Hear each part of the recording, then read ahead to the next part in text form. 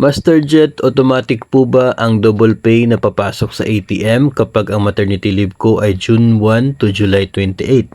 Or may mga requirements pang dapat isubmit before ko makuha ang double pay? Hindi siya automatic, and it's true na may mga requirements ka talaga na dapat isubmit. No? Kasi nga ay maglalabas tayo ng budget, na maglalabas tayo ng pondo mula sa gobyerno, kinakailangan po natin ng proper documentation, kinakailangan po natin ng approved na disbursement. So, may mga attachments po yan, requirements na hinihingi na siyang magpapatunay na you are entitled for such kind of claim, benefit. So, better po na mag-refer sa HR ninyo o kaya ay sa admin or sa accounting kung ano po yung mga requirements na hinihingi po nila para sa pag-process ninyo ng inyo pong tinatawag nating double pay.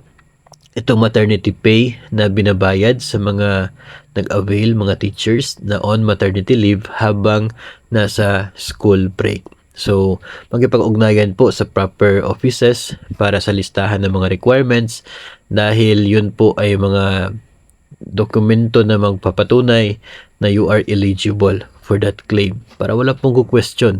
No, and for sure ay part po ng requirements dyan, yun pong approve ninyo na leave form, yung form 6 na makikita na talagang on leave kayo during that period.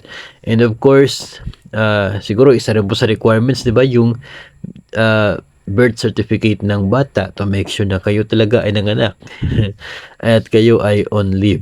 No, maliban na lamang kung nakunan kasi wala talagang birth certificate yan. And other forms na may be required by your agency, sila na naman po yung magbigay ng listahan na yan para ma-comply po ninyo at ma-process para naman ay ma-enjoy ninyo itong tinatawag nila na double pay kapag ikaw ay on maternity leave habang school break.